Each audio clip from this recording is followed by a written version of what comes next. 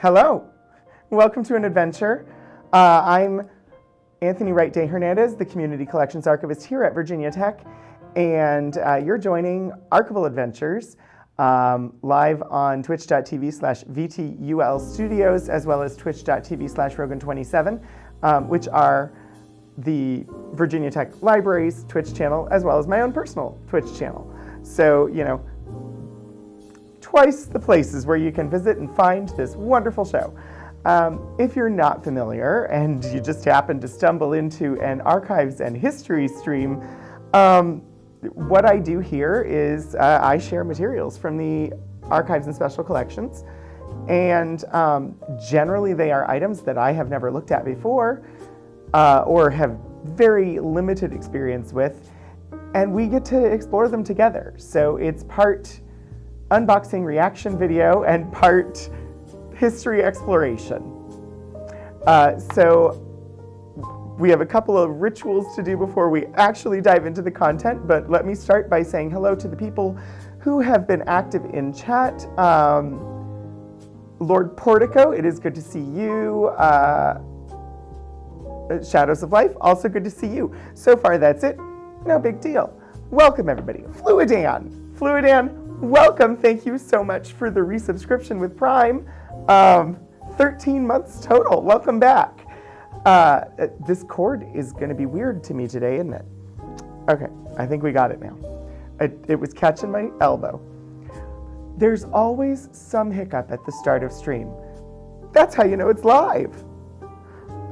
Anyway, do let me know if for some reason the music or the voice are out of whack. Let me know if they're way too loud or way too quiet or the balance is off, and I can adjust. But yeah. Hi, Hannah. I do, and I have to point to the University of Texas at Austin and their archives program, which are the people who sell these the pins. That is where this pin came from. But I had to have an Archival box pin. It was sort of a necessity. So, if you were not aware, which since this show actually does have a global audience, you might not be, February is Black History Month in the United States of America. And I heard myself and how I pronounced that word, which is not how I normally do, but whatever. It's not a stream without technical difficulties. That is absolutely true, Shadows of Life.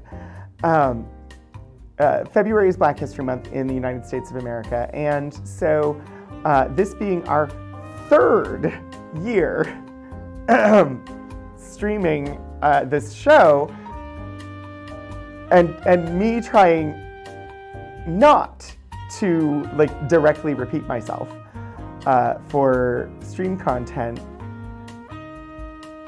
honestly, I wasn't sure what I was going to pull out because our large Black history related collections I've already brought on stream. Now, we could go back and dig deeper into some of them. I could frame it with a particular focus or do something like that. But I realized that there were a number of collections that we had not looked at because I hadn't really considered them because they're too small. They won't do an entire stream by themselves. And one of our very first streams was the International Archive of Women in Architecture Small Collections, which was essentially the same thing, but IAWA stuff.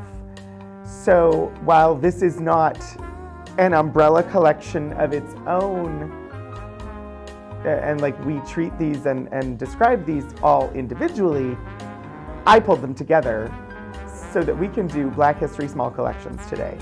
So I have a bunch of single folder collections for us to look at. And I will note here at the top, this stream will contain materials related to the practice of chattel slavery in the United States of America. Not everything, but we do collect materials about the American Civil War. It's one of our main collecting areas. And we collect local history for a portion of Southern Virginia, as well as the Appalachian region. So both of those main collecting areas means that we hit across a number of items that are related to the practice of slavery in the United States of America. So if anybody might have difficulties with those topics, I do want to just prepare in advance and mention that this being an archives stream, we do encounter historical terms, historical topics that can sometimes be uncomfortable. If I'm spending too long on something that is making you extremely uncomfortable, let me know and we'll move on. This is an exploration. If we catch on something, and even if the rest of us are having a glorious time exploring an item, if it's causing discomfort, I want to know so that we can stop dwelling on it. I'm sorry, let me fix this microphone. If we are hitting a topic that is too uncomfortable and you need us to move on, tell us, and we will move on. and find something else. So, before we dive in to the individual collections, we have an item that I need to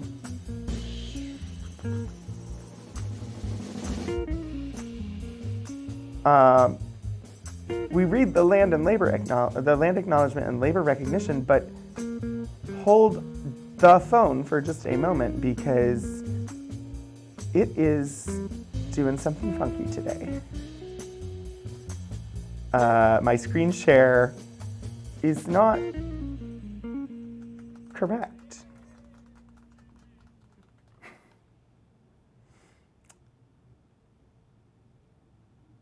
So I just need to see if I can fix it. Oh, points, thank you. What is up with my displays today?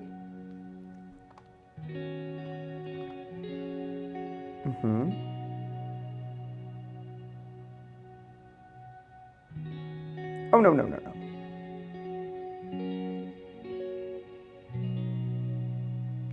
I do not know why the computer that I do the screen sharing from, for some reason it switched from mirror display to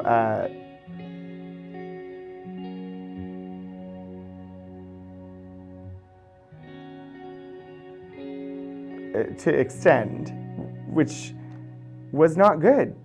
Not what I need it to do.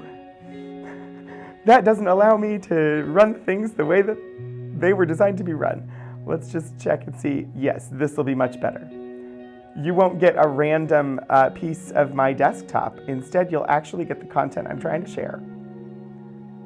So yeah, there's those Tapestream technical difficulties that we were mentioning a little bit earlier. For some reason, live programming.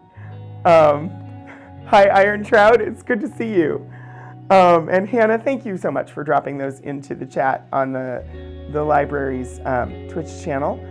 All right, I've got it fixed, and let's pop on over to the screen share so that we can get going. We'll start off with the full land acknowledgement and labor recognition, since part of this will again touch directly upon some of the content that we look at today with regard to topic. So we'll do the full thing instead of the shorter one. Virginia Tech acknowledges that we live and work on the Tutelo and Monacan people's homeland, and we recognize their continued relationships with their lands and waterways. We further acknowledge that the Morrill Land Grant College Act of 1862 enabled the Commonwealth of Virginia to finance and found Virginia Tech through the forced removal of Native nations from their lands in Western territories. We understand that honoring Native peoples without explicit material commitments falls short of our institutional responsibilities. Through sustained, transparent, and meaningful engagement with the Tutelo and Monacan peoples and other Native nations, we commit to changing the trajectory of Virginia Tech's history by increasing Indigenous student, staff, and faculty recruitment and retention, diversifying course offerings, and meeting the growing needs of all Virginia tribes and supporting their sovereignty. Virginia Tech acknowledges that its Blacksburg campus sits partly on land that was previously the site of the Smithfield and Solitude plantations, owned by members of the Preston family. Between the 1770s and 1860s, the Prestons and other local white families that owned parcels of what became Virginia Tech also owned hundreds of enslaved people. We acknowledge that enslaved Black people generated wealth that financed the predecessor institution to Virginia Tech, the Preston and Olin Institute, and that they also worked on construction of its building. Not until 1953, however, was the first Black student permitted to enroll. Through Inclusive VT, the institutional and individual commitment to UTPROSIM, that I may serve, in the spirit of community, diversity, and excellence, we commit to advancing a more diverse, equitable, and inclusive community.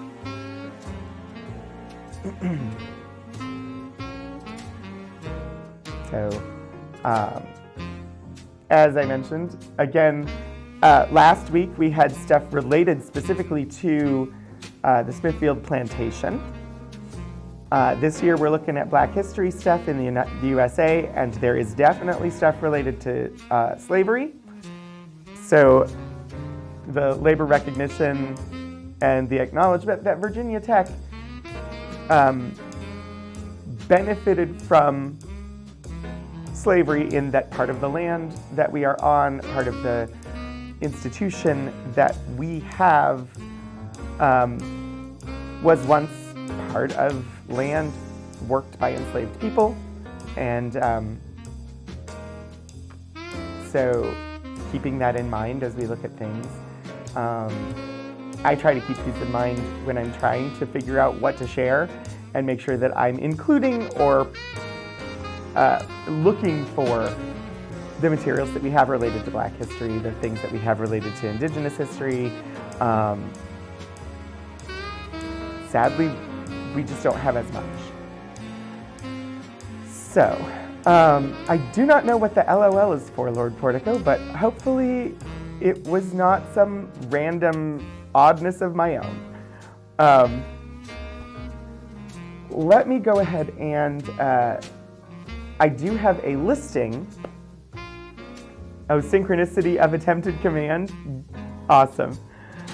I do have a listing of the items that are sitting on my cart. These are the items that I have in the room for us to explore today. There is no way that we will get through 100% of these things. So if you see something on this list that you particularly want me to get to, let me know in chat so I can prioritize getting that one on screen so that we can look at it together. That said, the links to this list are in the chats. We have a letter from Lucy Randolph of Newmarket, Virginia, to Patsy, a woman she formerly enslaved. We have the George Doyle scrapbook. Oh, I have moved too far. Hang on. There's a big delay between what is on my monitor and what I'm doing. Patriotic Union scrapbook, compiled by George Doyle. So I really don't know anything about that one. Patrick Bowmaster papers, including an edited transcript of the diary of Jasper Hawes, a Civil War soldier born in Hardy County, Virginia.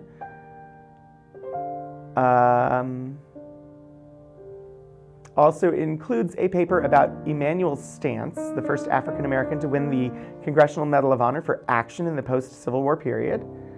We have a Knights of Pythias badge. We have the George H. Marshall diary, the Jack Foster letter, the Virginia Republican Party flyer, which if nobody has anything else that they want me to start with, is what we will start with. Because it's really interesting, and I used it for the promotional graphics. So like if you got here early enough to see the starting soon screen, the featured image on there was from that. The African American tenant farmer photographs, Virginia General Assembly Bill number 233,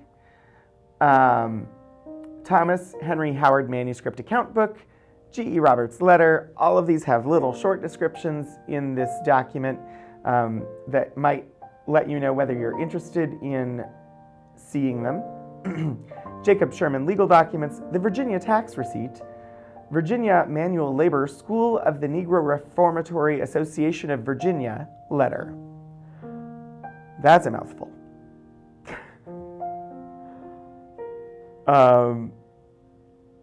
Yeah, it is a letter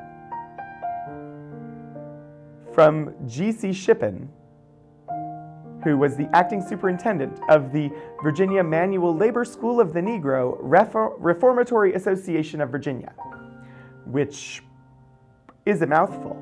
Also, not a term that we generally use in present day.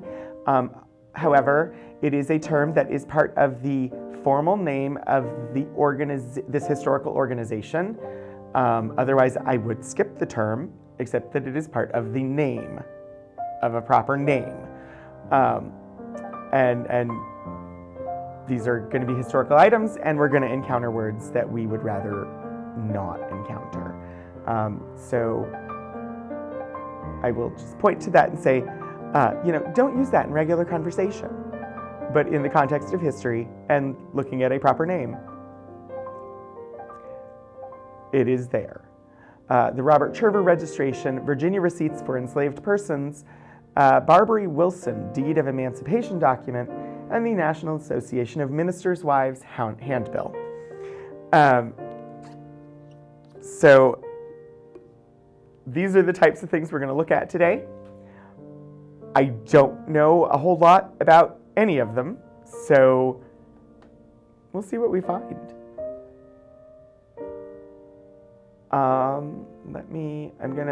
You're gonna get blank table with me in the corner, because I don't have any documents yet, and I'm gonna take a sip of water first before I get any of them out.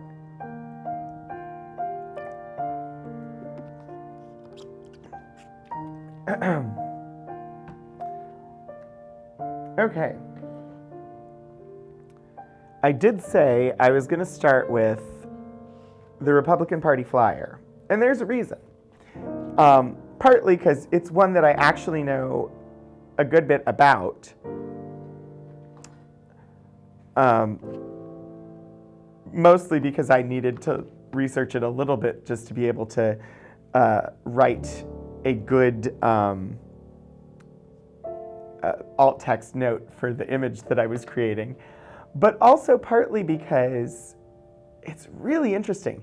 It's actually, what's funny about this item is I pull things for this stream about a month before the episode so that I can start the preliminary work that I need to do in order to create a promotional graphic, write up descriptive text or little promotional quips or the things that I managed to do, which are not perfect, but they take some work. And so I pull the things about a month in advance. When I went to go pull this, it wasn't on the shelf. And when I did find it, it was on a cart of materials by the person who does the majority of our in-classroom instruction. And I asked if I could borrow it and took it back, did what I needed to do with it. And twice since then, twice in the last month, one time being this morning, he came and got it to use for in-classroom instruction because it is one of the items that he uses in basically every class he teaches. So this is the Republican ticket from 1921 for state office in the Commonwealth of Virginia. And what is interesting about this item from the standpoint of history and why are we looking at it today on the day that I'm highlighting things related to Black history,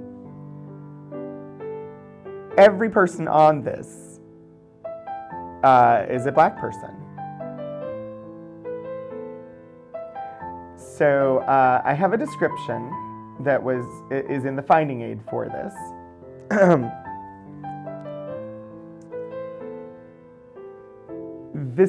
So the Virginia Republican Party flyer is a list titled The Republican Ticket and printed on newsprint of the so-called Lily Black Republican Ticket of 1921, an African-American offshoot of the Republican Party. Sought-after offices include governor, lieutenant governor, attorney general, treasurer, secretary of Commonwealth, superintendent of public instruction, corporation commissioner, and commissioner of agriculture. Maggie L. Walker of Richmond, Virginia, an African-American philanthropist and the first African female bank president, the first American female bank president, listed as the Republican candidate for the superintendent of public instruction. John Mitchell Jr. of Richmond, Virginia, the editor of the Richmond Planet, is listed as the Republican candidate for governor.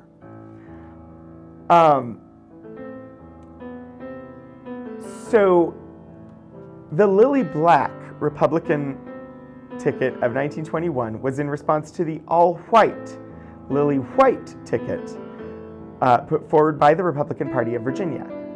Neither Republican ticket won 1921, but there were two full slates of official Republican Party nominees in the Commonwealth of Virginia for the election in 1921. One of them, every nominee was white. The other one, every nominee was black. And this is the listing of the candidates who were on the Lily Black ticket, which was so named because the white ticket was referred to as the Lily White ticket. Yeah, it's just kind of neat to look at. It's this little piece of newsprint and is definitely, it meets the definition of ephemera. It was an item that was created with the firm belief that it would absolutely, be thrown away. Nobody was ever expected to just keep this thing. It was made, and why would you keep this? This, when you're done with it, it goes in the trash. That's why they make lots of them. It's a flyer. But it's also really, really interesting. Incidentally, there were pictures that I pulled into the promotional graphic for this week that I went and found some pictures of some of these people. And one of the photos I found was in this book that I found in our collections about black people who held elected office in Virginia from 1865 to 1895. And so I thought I might as well just pull it off the shelf and we could glance at this. It has this lovely picture at the very front here. I don't think this picture actually has any of the nominees in it, but it's just an awesome picture. Because I know for me, I don't know about all of you, but for me, when I think of the late 1800s in Virginia, I don't exactly expect there to be black people who were holding elected office in Virginia in the late 1800s. Technically, this is post-World War, or post the American Civil War. So after the American Civil War, but still, just struck me as surprising. You get into the 1900s and I expect it more, but for some reason, 19th century, it had just never really occurred to me until I started digging to see. And so these are 8 members of the Virginia General Assembly for the year 1887 to 1888. And they look so distinguished. Granted, this was the fashion of the time. And honestly, anybody posing for a photograph in the 1880s is going to look nice because you had to stand still.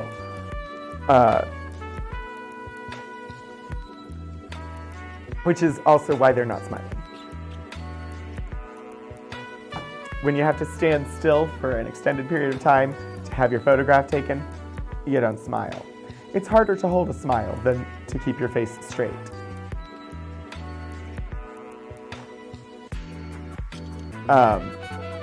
Anyway, that photo I think is awesome. There's, I wanted to find, I know it's in here, I just don't remember where. John Mitchell, the candidate for governor, is in here.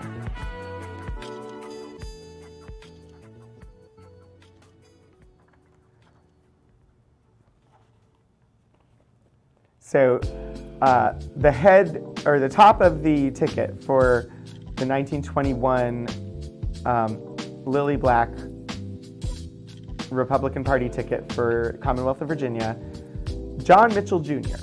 of Richmond, Virginia. And here we have a photograph of John Mitchell Jr. of Richmond, Virginia. I'm trying to get this properly positioned, and I have failed. I even have tape on the table to help guide me, and I'm sorry, I'm just not good at it, apparently. I really wish I had a more responsive monitor. I do. I just have to look at it. Never mind. John Mitchell Jr., member, Richmond Common Council, 1888 to 1896. That's for this photograph. Pioneer in long fight to suppress lynching. Fearless editor of the Richmond Planet.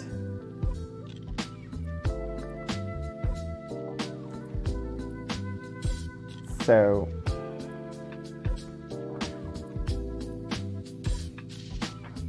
it's really just, I don't know, it was interesting to me as an element or an item in our collections related to Black history in the USA. And plus, it's got some really interesting characters. It's got the editor of the Richmond Planet, John Mitchell. It has J.T. Newsom. Joseph Thomas Newsom was born June 2nd, 1869 in Sussex County, Virginia, to Joseph and Ann Newsom. He is J.T. Newsom is the candidate for Attorney General. I was like, where is the office name?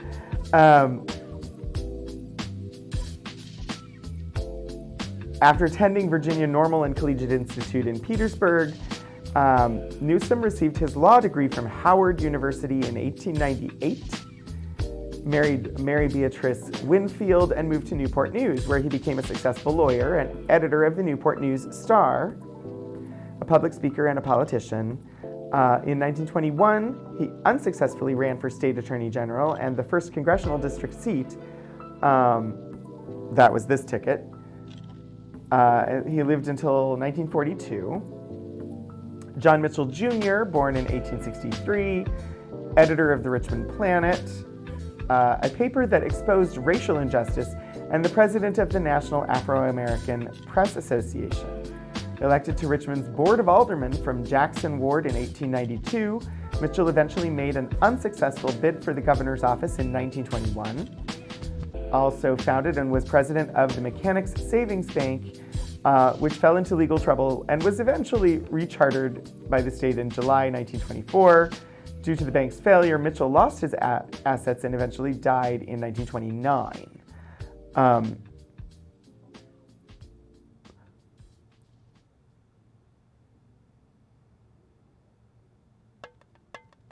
Shadows, I have missed something. Also, Hot Puddle Glum, thank you for the resubscription of 16 months. It's good to see you. What has the Greek god Bacchus? Shadows of Life? I missed something. Was it in the book that we were looking at? My apologies. I try to keep up with chat, but I have missed something.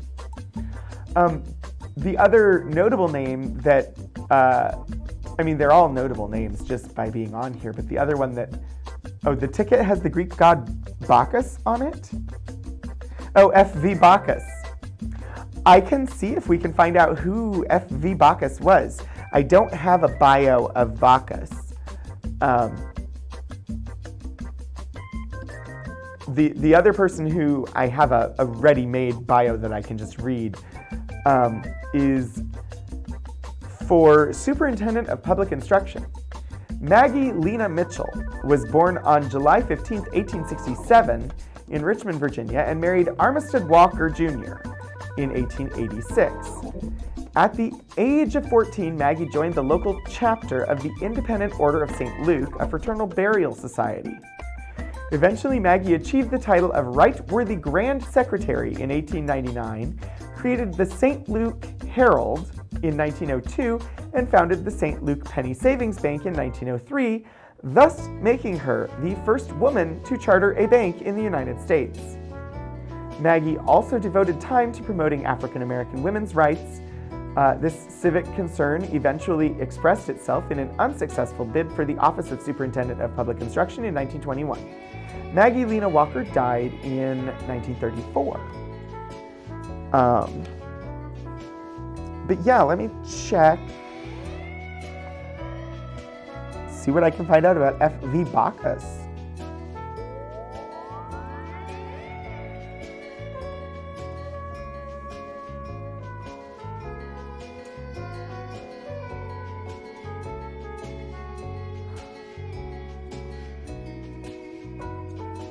Far, the only hit that I've got in searching that seems related is about the 1921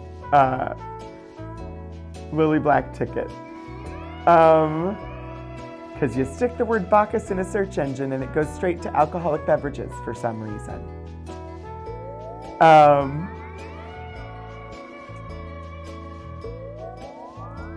Well, let's see what the Library of Virginia says. Maybe they have some info on Bacchus.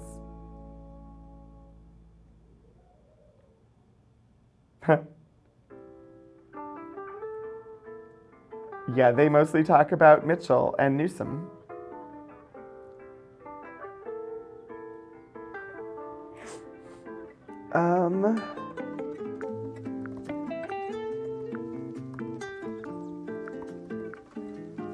Let's learn.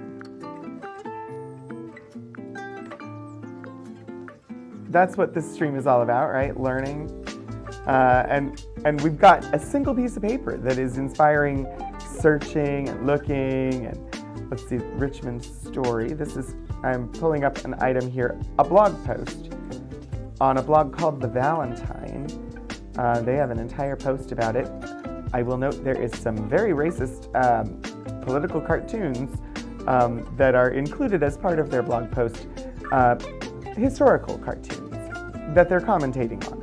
Just in case you go searching for the blog The Valentine to try and find this, you'll see some things you might not want to see. Yeah, they don't go into who the candidates were. The second hit, at least in my search results, is our finding aid.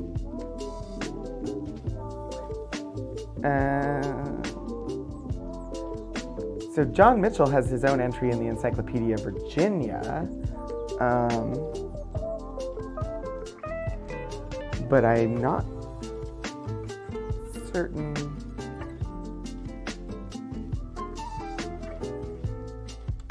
The ticket has an entry in the Encyclopedia Virginia, but it's just literally like a summary and a link to a scan of our copy of the document. You wonder why wine would come up when I search for Bacchus? Who knows? Oh, that's awesome to see that our collection and an image of our ticket or our flyer here is actually in the Encyclopedia Virginia. Gosh, I don't know who F.V. Bacchus is. Let me try it with quotation marks. I don't know that it will help. Ooh, Dr. F.V. Bacchus. Page 6 of the Virginia Chronicle from 1919.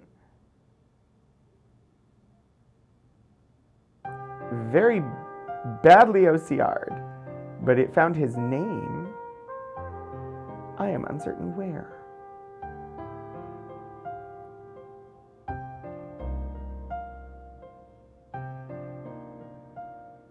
I would have actually pulled the Richmond Planet for us to look at, except the only copies that we have access to here are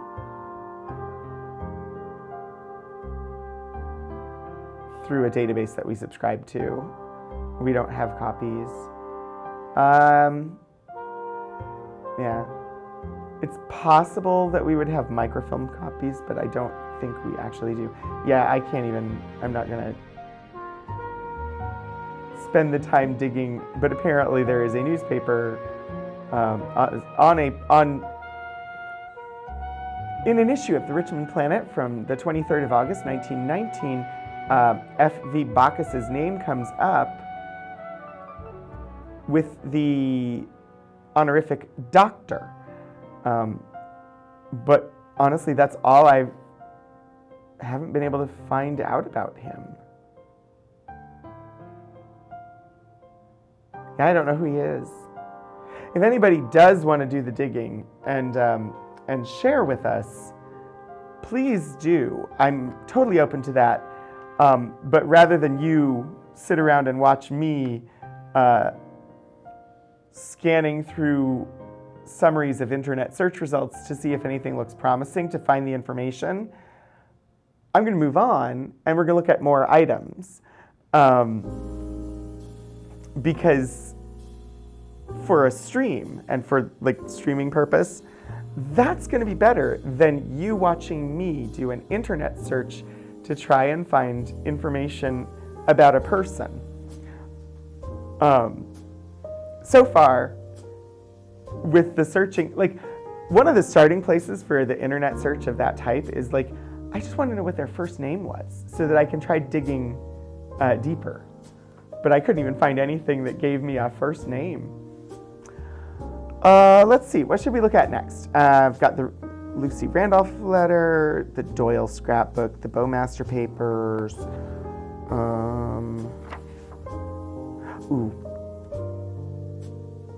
Just because the title makes me curious.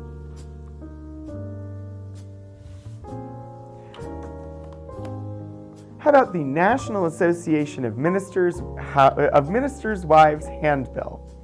Let me zoom back out. So I know what a handbill is. It's essentially like a flyer. They're essentially kind of the same thing. But the National Association of Ministers' Wives? I'm just curious. I'm sure it just strikes me as funny because it is not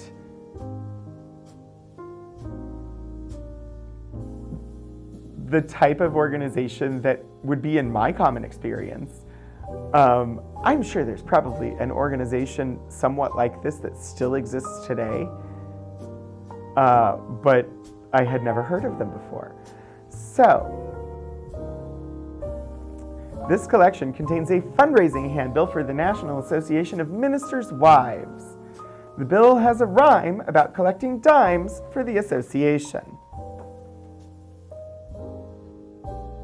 which I will recite the rhyme, and then I will read a little bit about this from the finding aid.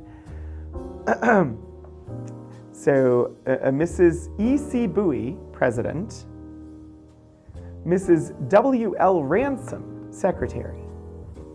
To help a good cause, here's a dime. And here's another, please take mine. I'll give a dime to help also. Here's another before you go. I'm glad to give a dime. I'd like to help, please take mine.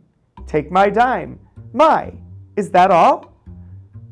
I am glad to heed your call. I think it's nice to give a dime. I'll give a dime to end the rhyme.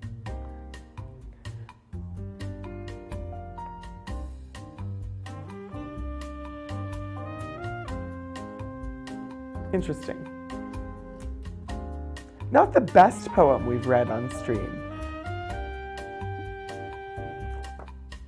but I don't know how many fundraising poems we've read. I also don't, if anybody does know this, I would love to know. I don't know exactly the purpose. I'm guessing, I don't know, looking at this, it seems to me like a form that somebody takes with them as they're collecting donations, and they like cross off or check off each line of the rhyme as with each dime that they get. And so it's like 10 cents for, I'm not sure, it's give a dime to end the rhyme. Made you think of a church fundraiser you saw where you could donate a certain amount of money to block a certain hymn for a year. Oh, amazing.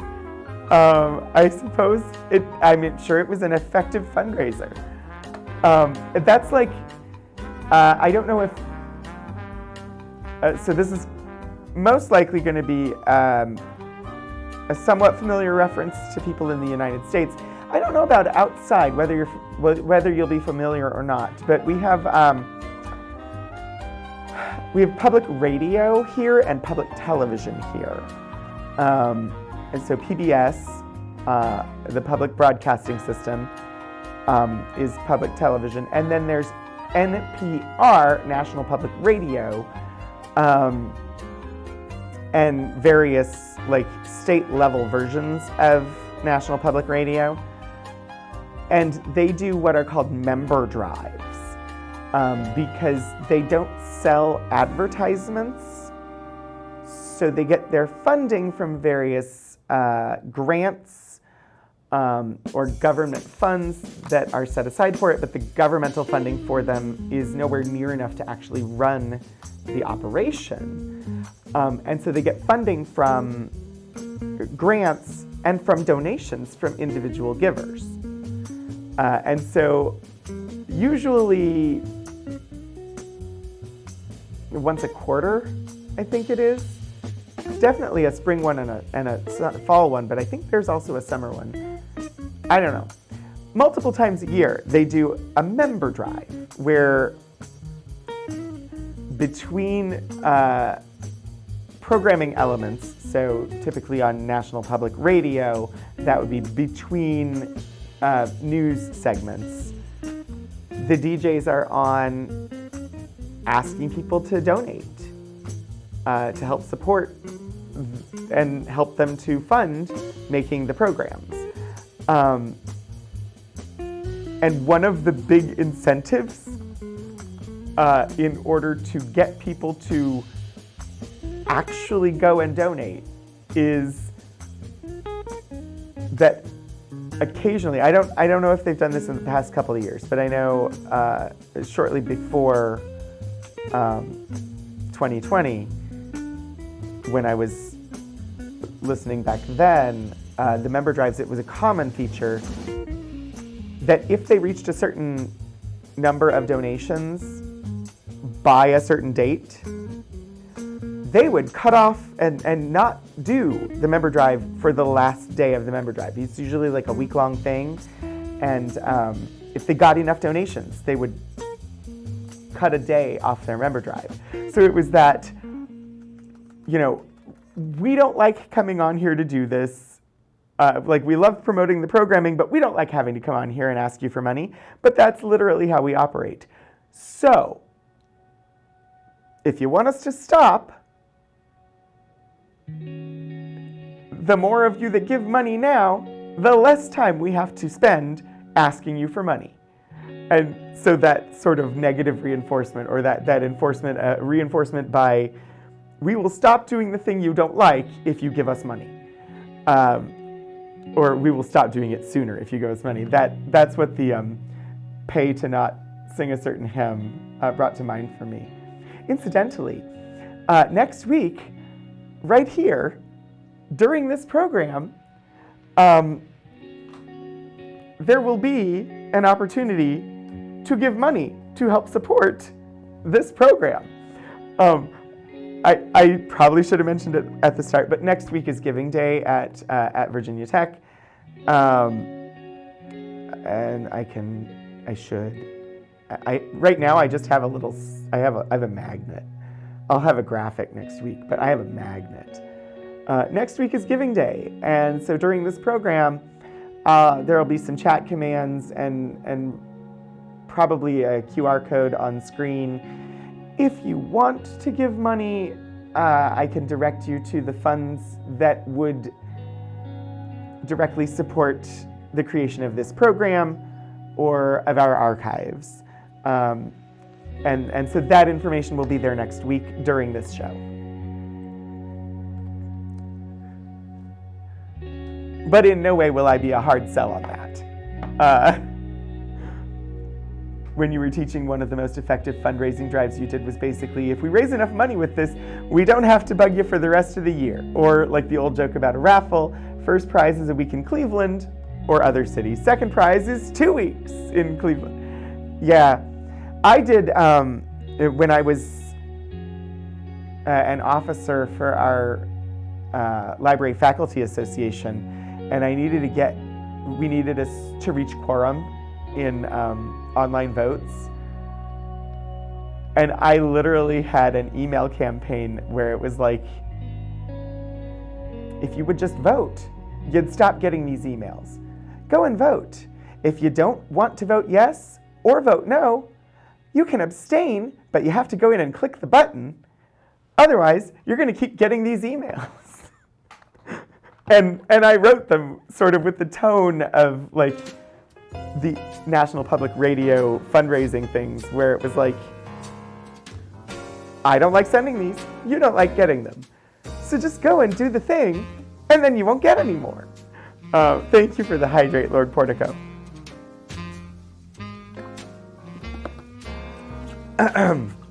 Anyway, we do have some information about the people that are mentioned on here. Elizabeth Coles Bowie was born in 1890 in Liberia to American missionaries Reverend John T. Coles and Lucy Ann Henry Coles. She came to Virginia early as a child to be educated and graduated Armstrong High School in Richmond, Virginia, as the class valedictorian. She studied at the Armstrong Normal School and attended the Theological Seminary at Virginia Union. Sorry, I stumbled on that word.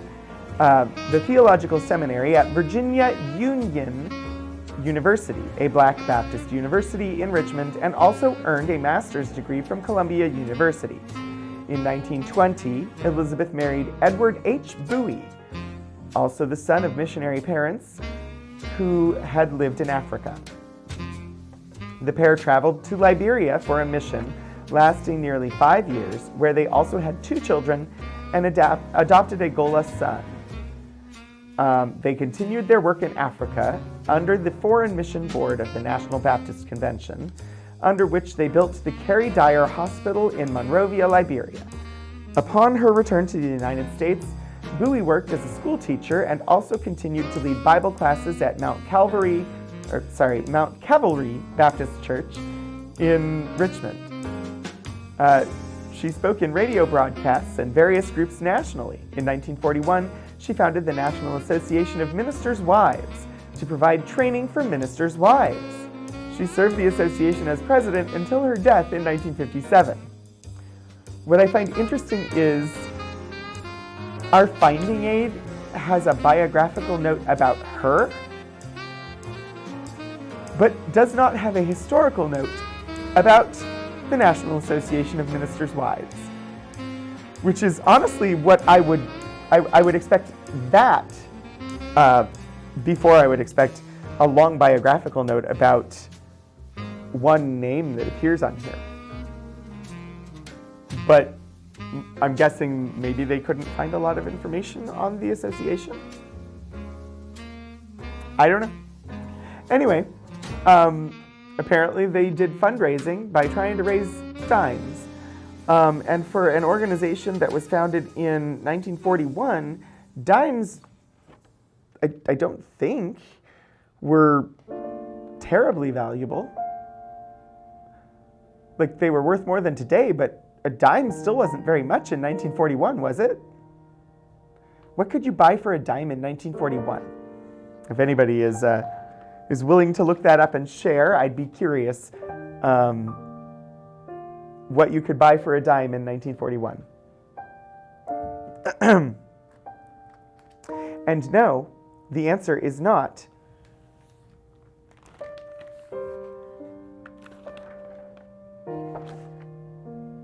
What could be bought for a dime in like the 1990s.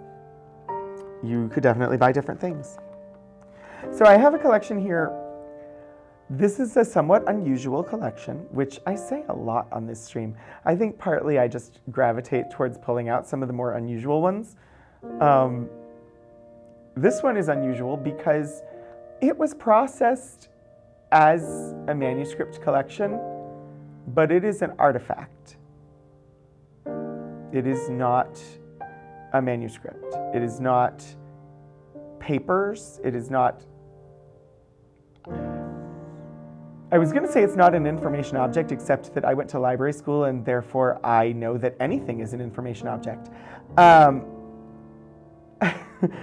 But it feels more like something that I would expect in a museum rather than an archives, unless it was part of a larger collection of papers. And in this case, we just have this ribbon. It is a Knights of Pythias badge. It is pinned to this folder here, but I'm going to take the plastic out of here so that we can sort of get a good look at it here without any reflections. I'm actually going to turn it sideways because then I don't have to zoom out further and you can see the whole thing. According to the Consumer Price Index, a dime in 1941 was worth about $2.10 in 2023. Thank you, Puddle Glum. I don't know what you can buy for $2.10 today.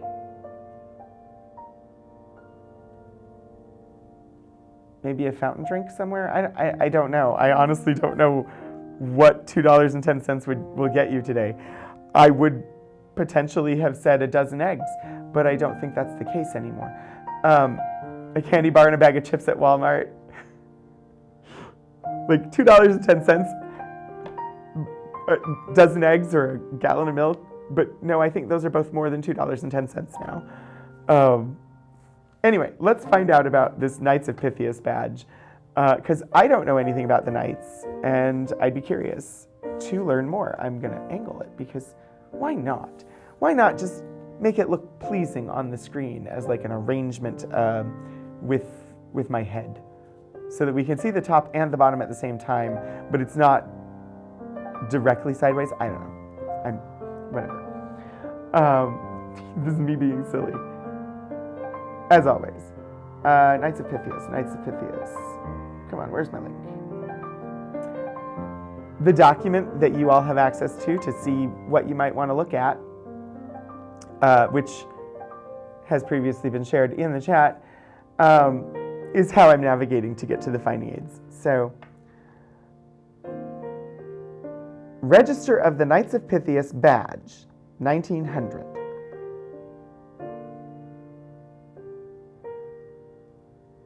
I don't have a lot, but there's a biographical note here, which I think whoever entered this probably just forgot to rename it, because it should be called a historical note. An African-American fraternal organization, the Grand Court I.O. of Calanthe, Knights of Pythias, was headquartered in Richmond, Virginia's Jackson Ward. Grand Court International Order of Calanthe. That's what I.O. would be. This collection contains a parade badge for the Grand Court International Order of Calanthe, Knights of Pythias, an African-American fraternal organization in Richmond, Virginia.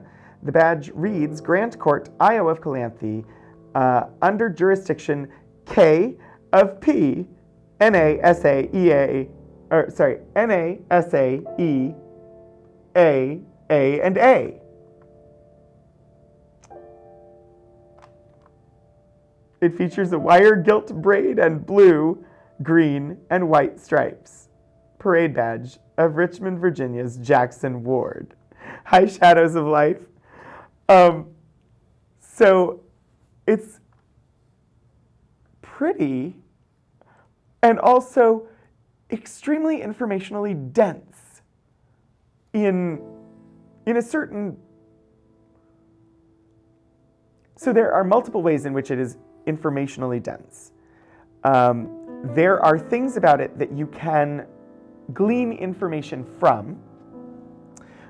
that we don't necessarily have the ability to do on stream. Like, there's a bunch of dirt on here. If we wanted to find out more about this, potentially you could analyze the dirt, take a sample of the dirt and analyze it or something like that. But looking strictly at the more iconographic or informational aspects of this, there are other things that we can get. And I'm actually trying to get this brooch, the pin, up on the screen so that I can see it from across the room, because the lettering is really, really tiny. And this is me remembering that I do have a much more responsive monitor that I should look at for things like that. Okay, so this is the pin that holds the ribbon. And it's got two people shaking hands. It's interestingly, the skin color on the two people holding or shaking hands is very pale. Those are not black people's hands. And whatever it is, like the pin itself has the logo Whitehead and Hogue Company, Newark, New Jersey. I'm assuming they're the ones who made the pin, and that the people shaking hands is their logo. That would be my guess there. Blue, green, and white stripes. Fraternal orders tend to have colors that are given meaning within them. So the blue, green, and white are probably the colors that had specific meaning for the Knights of Pythias. The rose. I don't know for certain, but Grand Court of the International Order of Calanthe seems like a title of sorts within the organization. Yeah, oh no, it's definitely not dark skin. It is definitely like white people's skin in that image. Like for a second I was like, well, maybe it's just faded. And then I was like, no. The image is not faded at all. If anything, it's yellowed a little bit, but it is, yeah. I'm gonna see what I can find.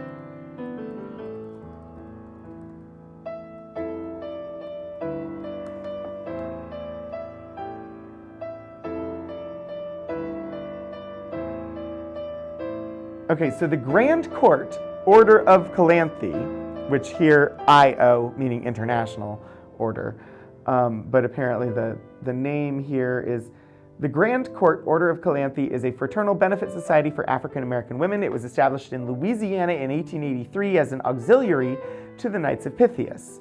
Calanthe was the wife of Pythias in the Greek legend Damon and Pythias. The Texas order is commemorated with a historical marker. It provided life insurance. The University of Texas at San Antonio has a photograph of a parade of members. A court was established in Florida in 1887. An office building for the group was built in Texas. Ritual books were published. Knights of Pythias and Court of Calanthe members were photographed in front of a girls' home in Kansas City, Missouri. In 2018, the Texas court became the Calanthe Historical Society.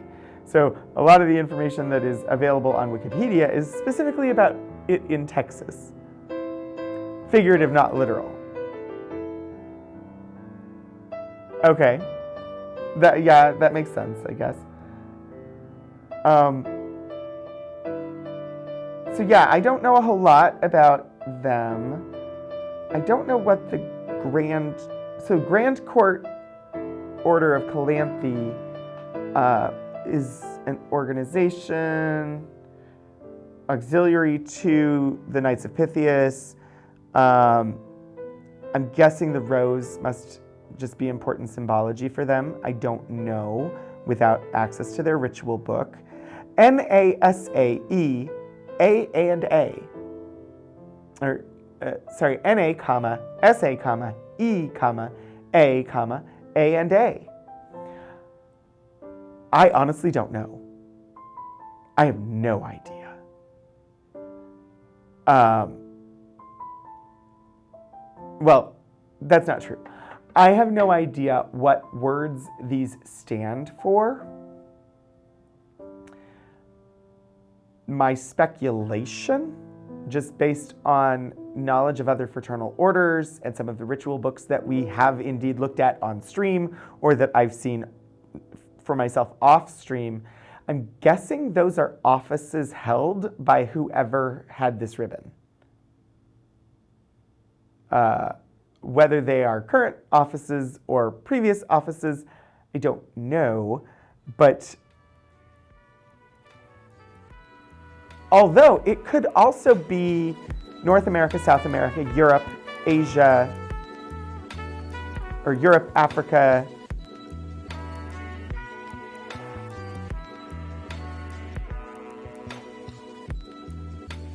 I've got one too many A's unless I include Antarctica, and I doubt that that would be the case. So who knows? I don't. It's a mystery. But yeah, so lots of information if you have the keys to unlock it. So at this point, it's mostly a puzzle, but also it's really kind of neat. But I think we will move on from the ribbon. We will cut the ribbon from the stream. Also, do not want to sneeze. Do not want to sneeze. Have not figured out how to mute from where I'm sitting. With the setup I have to use here. So do not want to sneeze. Okay. How about African American tenant farmer photographs from Clarksville, Virginia? Ooh, I need to zoom out so you can see the folder. Also, again, if there's anything listed on the list of collections that you particularly wish to see, anything that sounds particularly interesting, do let me know, because we have about 45 minutes remaining in the show, and so we will definitely not get to everything. 2009 110.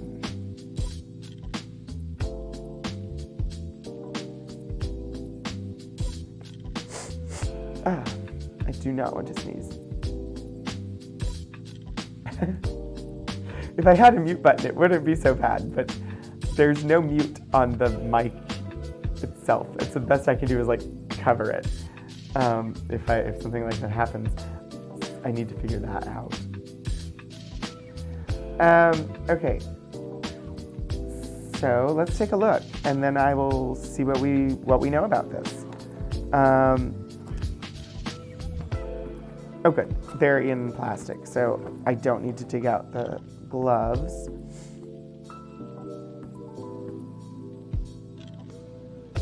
So we have an envelope. Handwritten on it, it says Uncle Aaron. And on the flap, John T. Lewis Jr. from Cedar Grove, Clarksville, Virginia.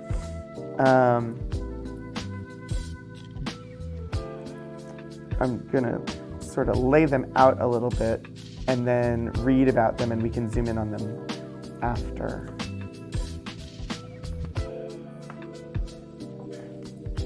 How familiar are people in chat with just like Black history in the United States of America generally? Are you familiar with tenant farmers and what that might mean in the context of United States Black history? Do you have speculations on that? I might be able to zoom out a tad more.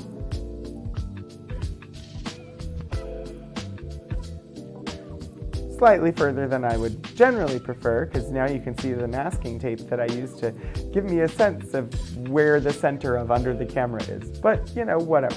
Sort of.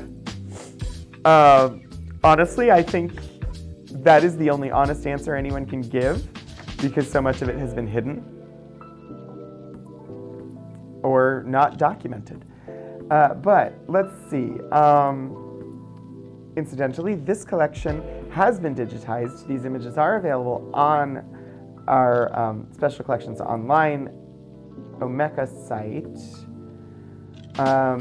So tenant farming was common after the abolition of slavery. Agriculture in many parts of the United States had been predicated on having enslaved people to do the work. The entire agricultural system depended on these people being there. So, once it was no longer legal to have them there as property, landowners still needed them to work the land. And they weren't going to give them the land. Why would they do that? That would be, a bridge too far for white Southern slave-owning Americans.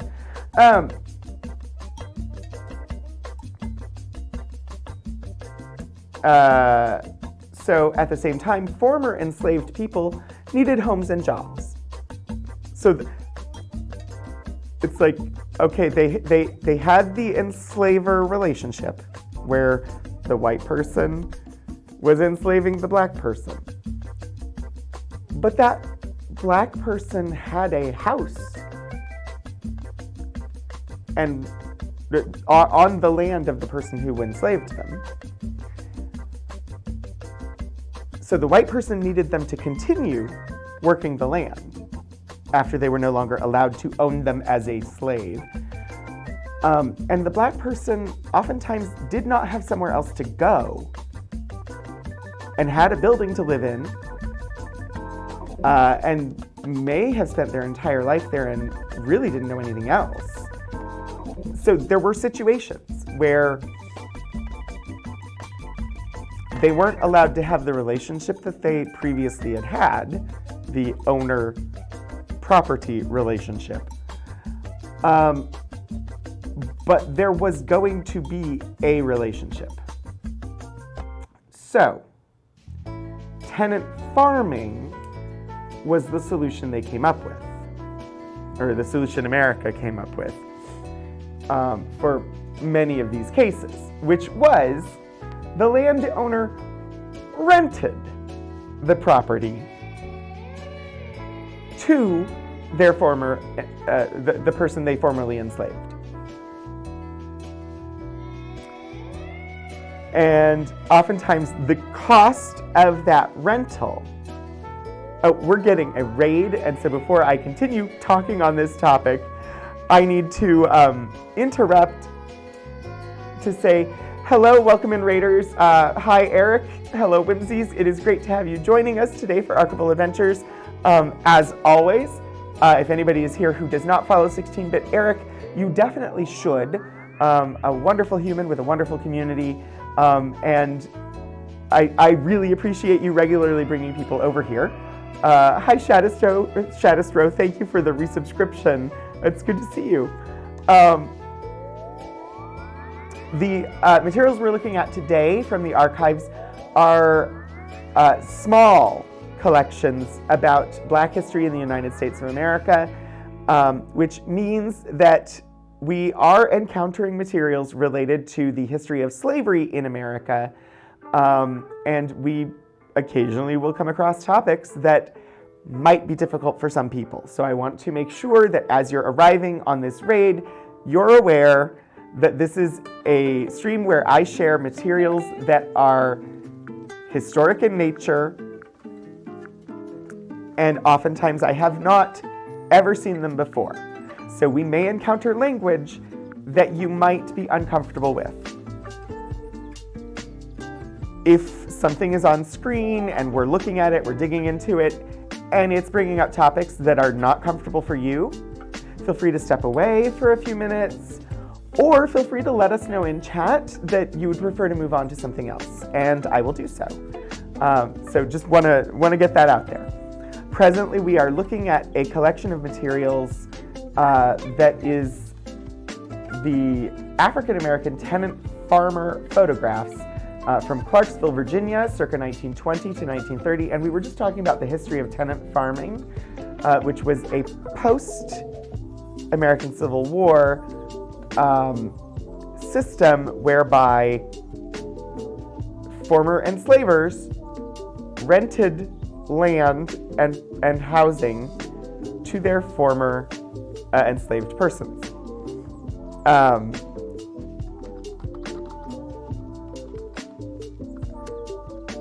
So if you want to see a list of the materials that are available for us to look at today, I've just dropped a link in there to a list of those.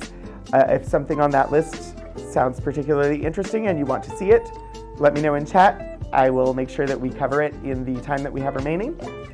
And on that list is this collection and a link to the finding aid, which is what I'm referring to for the historical information. So, tenant farming, as set up by some landowners and former enslaved people in the United States, was a system whereby the former enslaver would rent a portion of their land to their former enslaved person for a price that was many times half of the crop or a significant amount of money.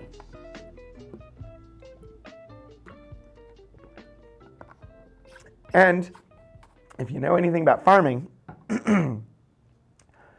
farming relies on the weather and doesn't always mean that you have a big crop. Sometimes a storm comes through and destroys your field and not your neighbor's field. And in that case, you're not going to be able to pay your rent. And suddenly you're going to be deeply in debt to this person who used to own you. Not a great situation. So these photographs, so generally, if you're not catching the drift, tenant farming was a solution, but it wasn't necessarily a good solution because it kept people essentially indebted to and working for the people who used to enslave them. And still under their control, just in a different way. These photographs depict the conditions of a tenant farmer known as Aaron, working a piece of land on the John T. Lewis Jr. estate in Clarksville, Virginia. They were taken around 1930 and show the conditions in which tenant farmers lived and worked during the Great Depression. President Franklin Delano Roosevelt attempted to improve the conditions of farmers around the country with his New Deal legislation, making parity payments to landowners who were then expected to share these payments with their tenants. However, unsurprisingly, some of these landowners took the opportunity to keep the money for themselves. By the late 1930s, nearly 40% of all farmers were tenant farmers. So it had expanded to the point where it wasn't just a relationship between former landowners and the people they formerly enslaved, but basically nearly half of all farmers in the US were working land owned by someone else.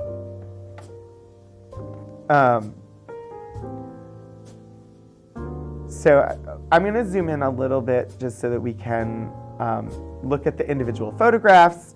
I don't know that we have tons of specific information about each individual photograph, but we don't have to. We can just look at them. Because these are photos from the 1930s of a tenant farmer here in Virginia. Let me see if maybe I can zoom in a little bit further. I don't know if it might be too close.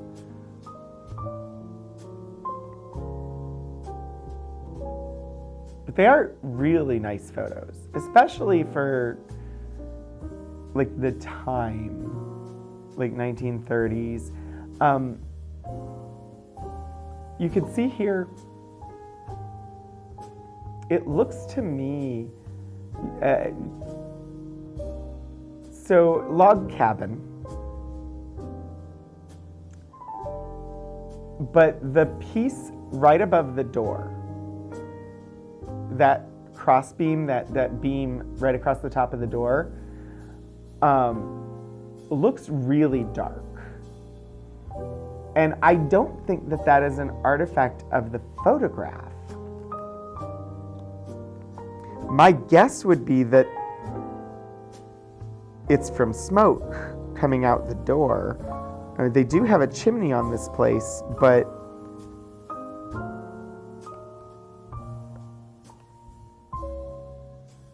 I don't know. It's dark. It's dark as though like smoke had come out the door regularly. So uncertain. But yeah, so this guy's name was Aaron. There's another view of the cabin.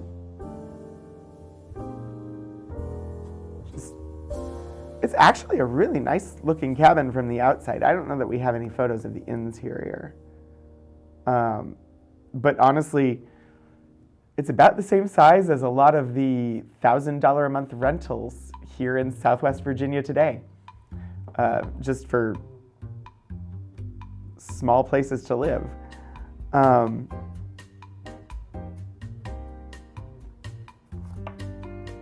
We've got a horse. Horse is definitely useful for farming. Helps to take on a bunch of the labor.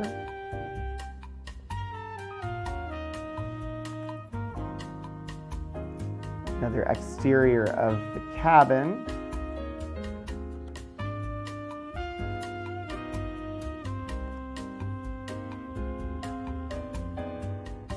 I can't tell.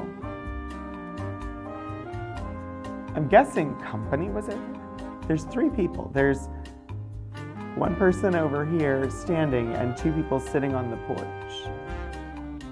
But they're all so tiny, I can't make out any details.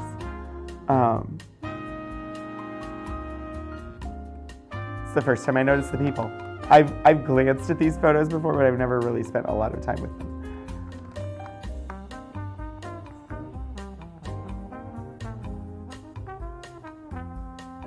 Oh.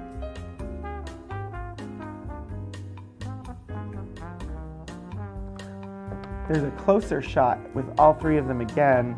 Still can't make out much, but I think, I don't know.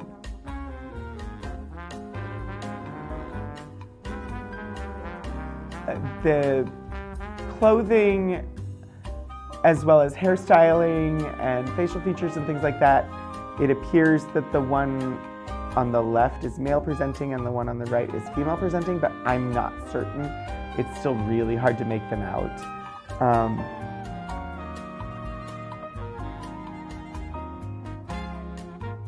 But yeah. So that's most of what that collection is. It's just a bunch of really neat looking 1930s era photographs. Incidentally, at some point, probably later this year, I'm presently processing a collection of letters from a Black family here in nearby in Roanoke. That there are more than 100 letters from the Depression, and it's a really neat collection. And so once I have that processed and described, I will probably feature it here. Let's see, what is this one? And then after that, unless somebody requests something specific, I think there was another one that I was interested in, if I can find it. Because this is always a thing. I never get through all of them. Never get through everything I pull.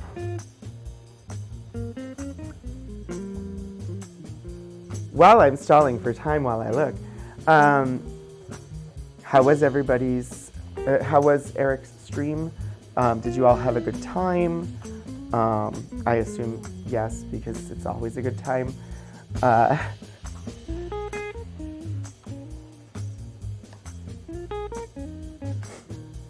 Okay. I found the other one that I want to make sure I look at. Okay, we've got the Robert Chirver registration, 1841. I have no information about this. It's a relatively new number, which means that we got it relatively recently. Let's see what it is.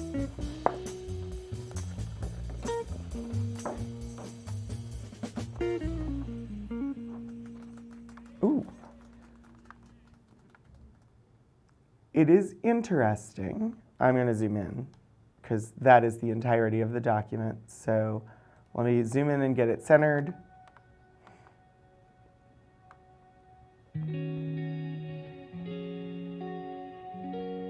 All right.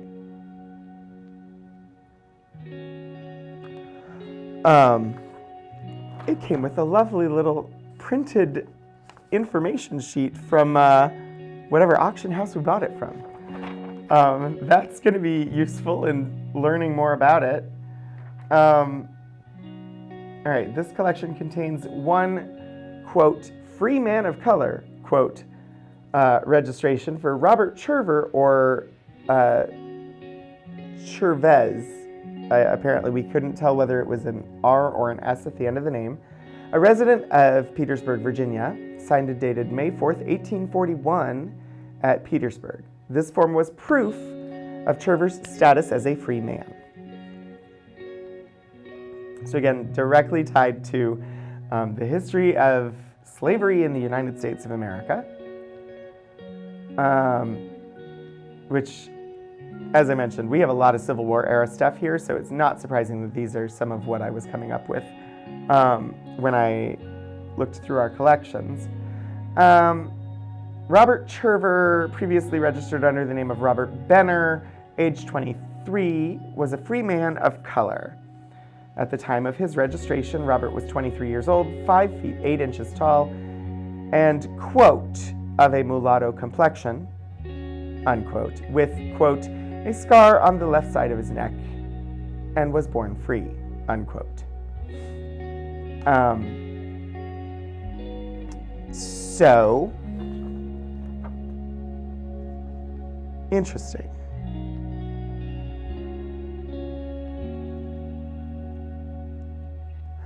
The information provided by the seller, so this is definitely something that we bought at auction. We bought it in 2014, and it was described by one of our graduate students in August of last year. Information that came from the auction house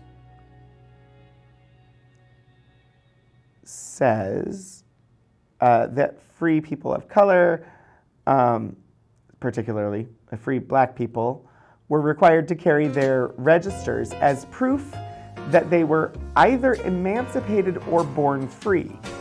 They could be asked to produce this paper at any time, and if found without it, were subject to immediate arrest until it was shown that they were registered, which was usually done by writing the clerk of the court in the county where the register was recorded. If no register could be produced, he or she could then be sold.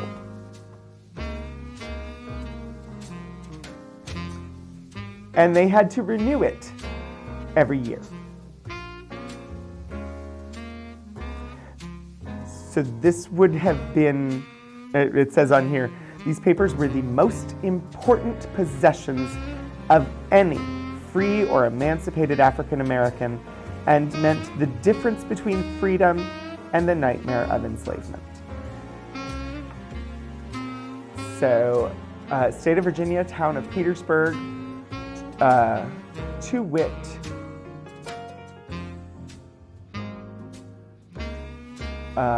by, let's see, registered by the name of Robert Benner. I got it. To wit, number 2449. Yeah, basically not real freedom, but because, I mean, there was nothing at that time, even with this document, there was nothing preventing somebody from claiming that a black person was their property. And if they made that claim, hunters would go out and track down the person, drag them back, and even if they had this document, they could make the document disappear, or many parts of the country, they would just ignore it altogether. Yeah, slightly better than what they had when they were actually enslaved, but really still not great. So this is register number 2449 from the town of Petersburg.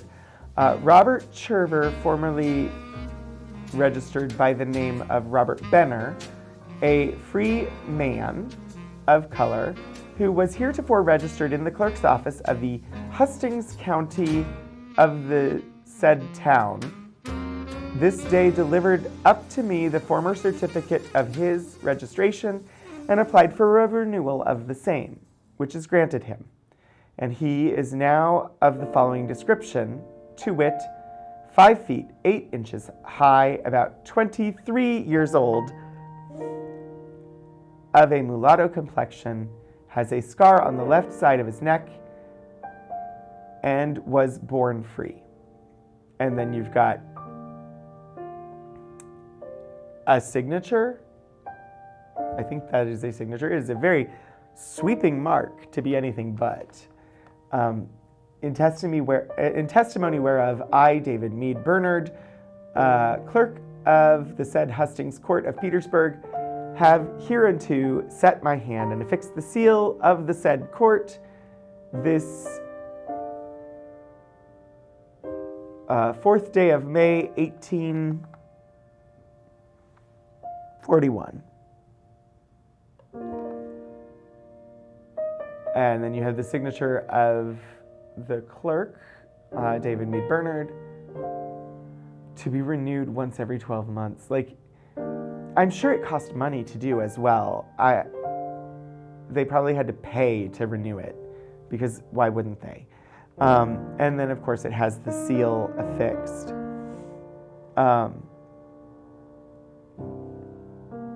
I had not seen one of these before. It was really interesting.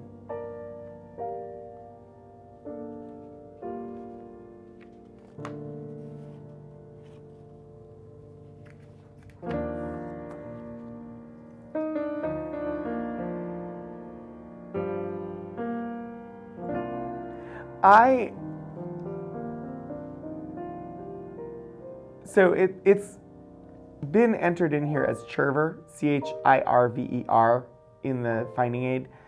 Looking at it, I'm guessing it's Chirver. Looking at it here on the back of the document, on the front here, so it doesn't match.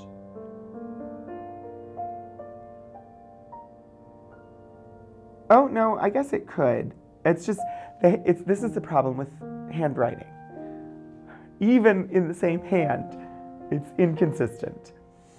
But looking at where it's been folded up, probably to go inside of a wallet or other object for carrying it, it's much more clear on the back here. It looks like Chiever.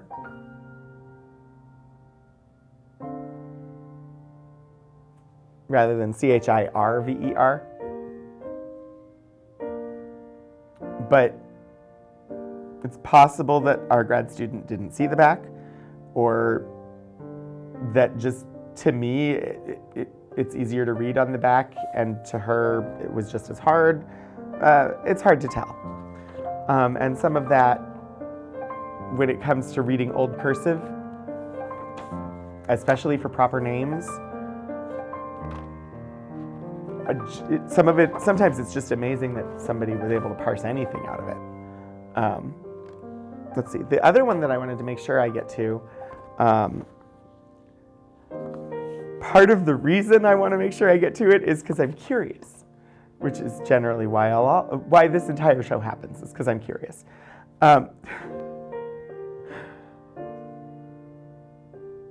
This is the George H. Marshall Diary. And this is the only item I have pulled for today that has this extra second barcode on it that we haven't talked about on stream really before. And so when I saw it as I was flipping through, I was like, oh, I should make sure I show that so that we can talk about why there's a second barcode. The first barcode is for our cataloging system so that we can quickly scan it and keep track of how many times a collection gets used. Before I put these back on the shelf, I will scan that library barcode just to register that, hey, this item got used internally. The other barcode is not ours. It is a barcode that gets affixed to things that were purchased using foundation funds. So Virginia Tech has a thing called the Virginia Tech Foundation that has endowments and other things. Basically, they have access to a variety of funding sources. And indeed, if you happen to be here next week, when we have, hey, look, amazing, I did not plan this. If you happen to be here next week, when it is Virginia Tech Giving Day, any money that you might potentially choose to donate to the funds that I will have information for that would directly support my work in the archives or on this stream will be housed in a foundation account. Generally, though, the items that are paid for with foundation funds for the archives tend to be more expensive. I have no idea how much this was to purchase. I don't know anything about it. But we're going to pull it up and I'm going to look at it and we're going to learn. We're going to see what this is all about.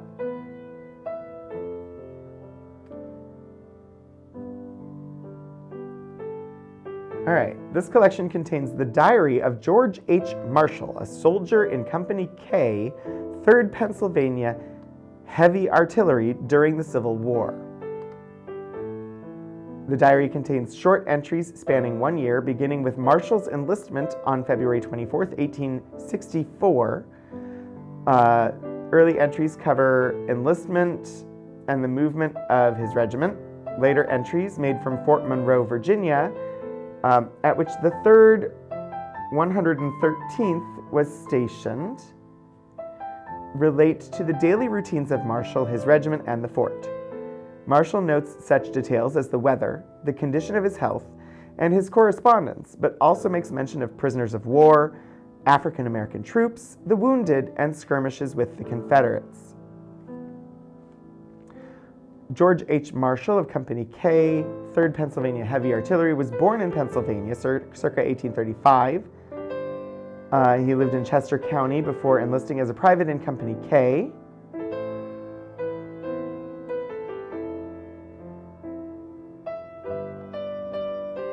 Yeah, so there's some just basic information. I don't know a whole lot about him. Nothing jumps out particularly in the notes. Oh, yeah, there is, so it makes mention of African American troops. So I'd be curious to see if we can find that information without we don't have a specific guide as to where it's going to be, but we do know that there were African American troops serving in the Union Army during the American Civil War. We do have some materials about them. I think generally they are either published works or in larger collections, so they didn't typically get pulled for today, because today was focused on single folder things, small collections. But let's flip through and see what we might find. Also, I was just talking about trying to read handwriting.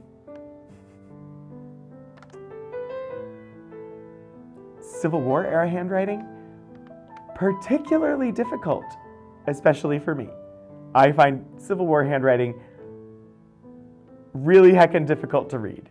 I'm actually going to zoom in as far as I can go and then center it, and we'll see how well I do.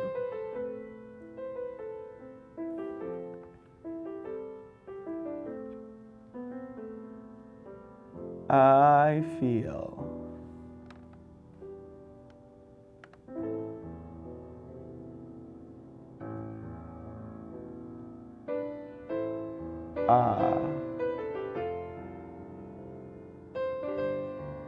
I do not know that word. I feel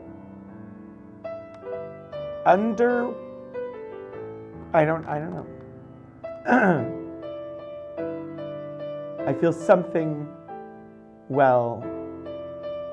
possibly I don't know, this morning. There is more, there is snow here in the fort that is half-inch deep. It's a splendid morning for New Year's Day. This is afternoon.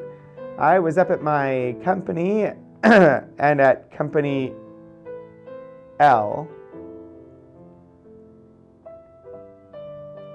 Job was down to C.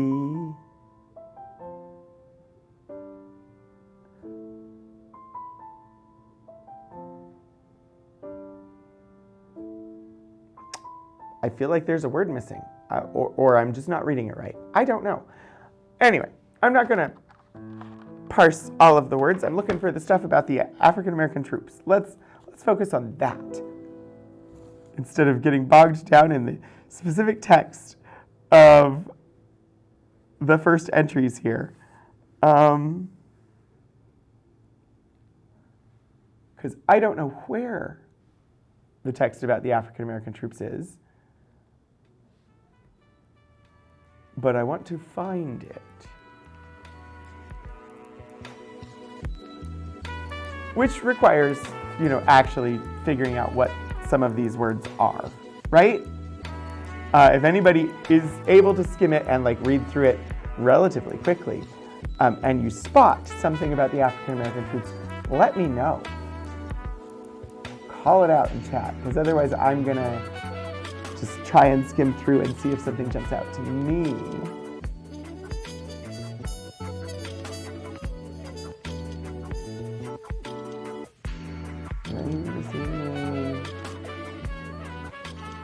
Don't feel very well this morning. Okay, where?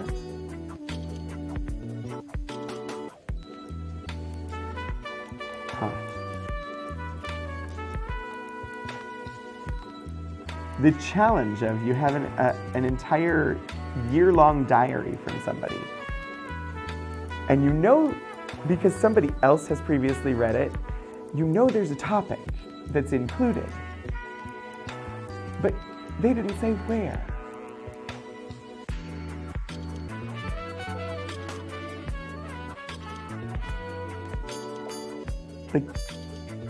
If you spent the time and you figured out that topic was in here, boy, it would have been lovely had you included the information about what day did it talk about those, or what day did they start talking about a certain topic. That said, I am not criticizing the job that the person processing this item did, they did a fine job processing it. The information they've got in the finding aid is helpful and useful. And I wouldn't even be looking at it for this information had they not mentioned that this topic is covered. And there's never enough time to process everything. So the fact that they didn't take a moment to include, hey, I found this topic here. Somewhat understandable, but boy, it would have been so much better if I had known where to look. I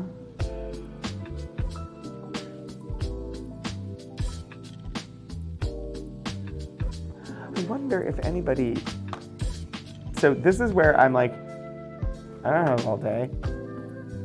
Most researchers don't have all day. Let me see what I know.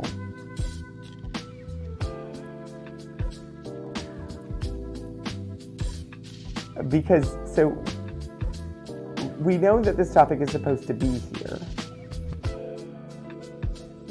I'm looking now to see, have we ever done a blog post about this that might mention or highlight where that appears?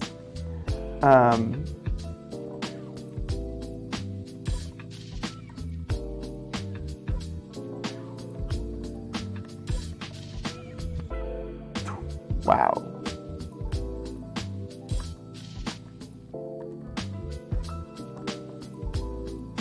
I managed to completely misspell every word while I was typing. Because you all are watching me. And nobody can type properly when they're being watched. At least that's what I'm going to blame it on. Let's see.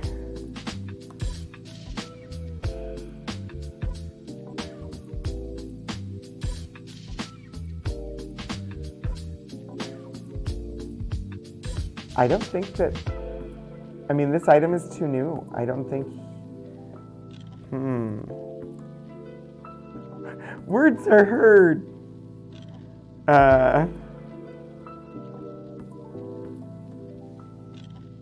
Ooh.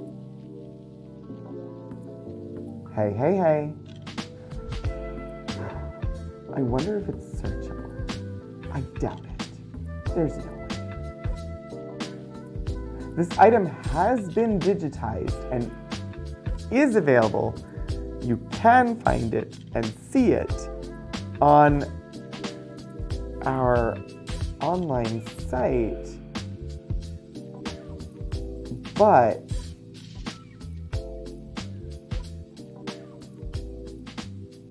I think it's just images. Nothing is transcribed, so, and it's definitely not been OCR'd to the point where we would be able to do a search to find the topic in the amount of time that remains on stream. So, you know what that means? Two things. One, I'm not gonna sift through here and try to locate the topic live on stream because this handwriting is hard for me to parse and therefore hard for me to skim without like literally picking the book up and having it really close to my face. And two, you should watch for the Special Collections blog because next time I do a blog post, I'm going to blog about this item and specifically the content that it has about the African American soldiers. Since I wasn't able to find it on stream, I'm going to find it and then I'm going to do a blog post about it. Incidentally, I should probably point you all towards these resources, right? That, would sort of be, part of doing my job, I think.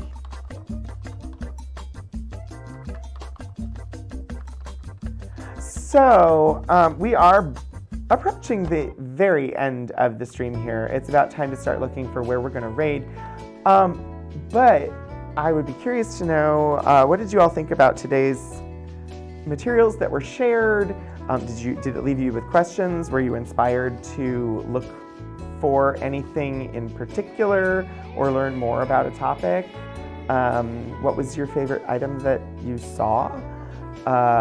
Those would be anything that you might want to share about today's stream would be fine. And then I want also to grab. So that first link that I dropped in there is a link to this item on our online site, in case you want to flip through it yourself. And then in the future, keep an eye on our departmental blog for special collections and university archives. The most recent blog post on the blog was posted on January 20th and written by me, all about the nuclear reactor that used to be on campus. And it's a pretty interesting one. But the next post that I do, when it comes time for me to do a post again, I will do on the Marshall Diary, and particularly about the African American soldiers that it talks about. Because I'm curious. They're mentioned in the finding aid. I want to know where they are. So I'm going to dig through that and find it.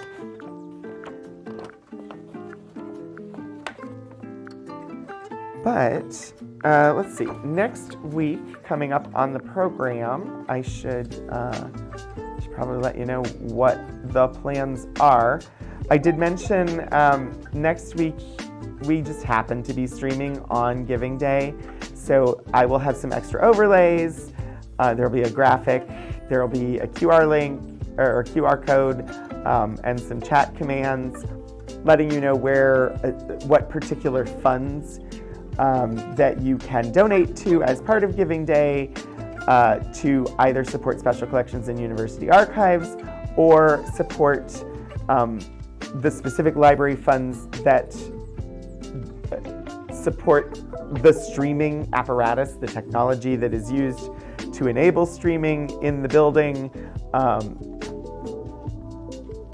So I will look up what those funds are and which funds you should be directing money towards if you choose to donate.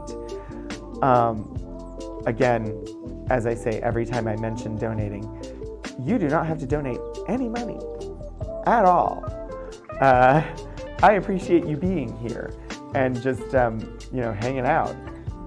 But there are opportunities if you care to do so.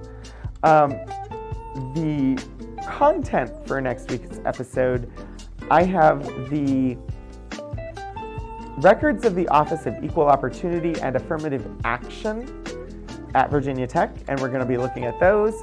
There's definitely some Title IX stuff in there. There's definitely some affirmative action stuff, given that it's records of that department. So that is coming up next week, and then the week after is part 2 of our high energy physics series. And then on the 1st of March is my 100th episode. And I'm going to pull back some of the items from the most watched episodes of this series, and we'll get a chance to look at them again. So that's coming up on the 1st of March. But yeah, next week, Equal Opportunity Affirmative Action, along with Giving Day for the university. The week after, High Energy Physics, so looking back at more nuclear physics related materials. And then 100th episode. Always one of the highlights of your week. You always learn something new and exciting. Oh, thank you. That means a lot. I need to remember that you said that, because feedback is good.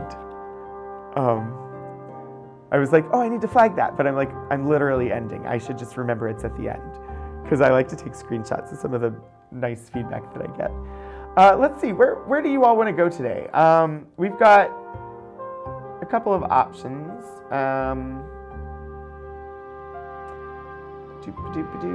Let me actually bring this up and mute. Yeah, there's quite a few people on right now.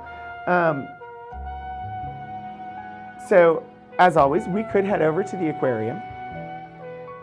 We could pop in on Stephen, who we have raided multiple times and is a lovely person to raid into.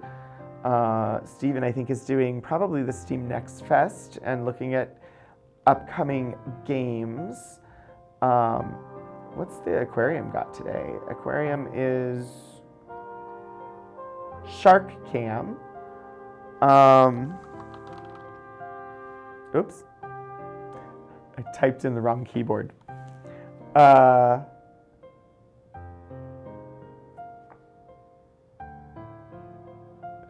There is a channel on right now marked in the educational category doing World Tea Party Wednesday, Great Britain. That sounds potentially interesting.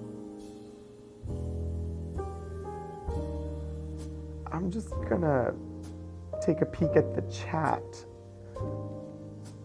on that one.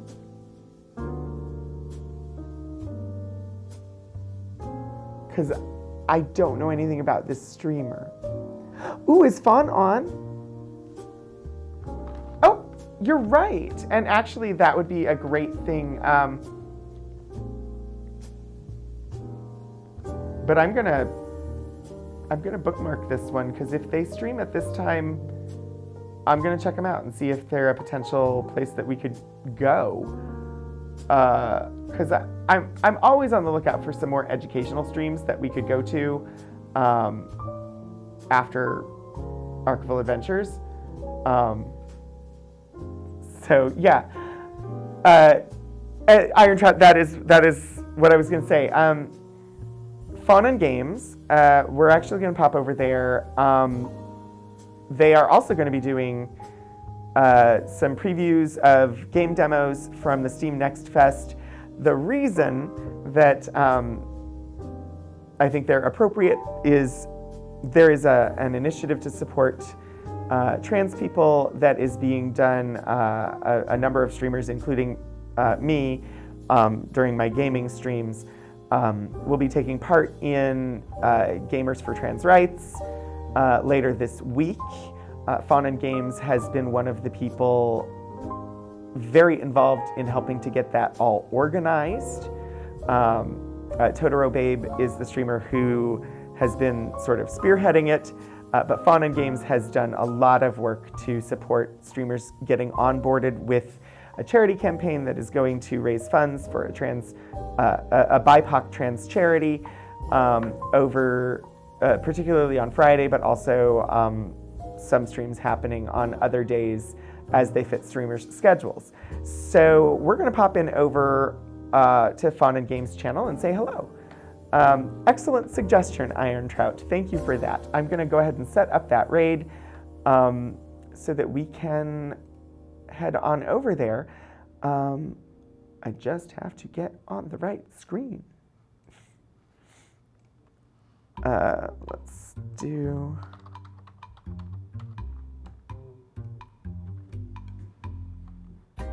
all of the things. All of the things. It's weird running 2 streams at once. It adds extra complexity.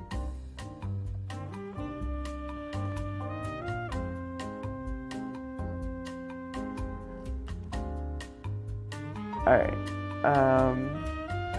What am I missing? Oh, Shadows, I didn't even see your suggestion. Feel free to share it with me in Discord, and I will check them out as a potential place to go in future if you have a suggestion. Because it doesn't look like you had popped a name in, but if you've got a suggestion of where we might raid in the future, share it with me on my Discord, and I'll check them out. I'm going to go ahead and push start.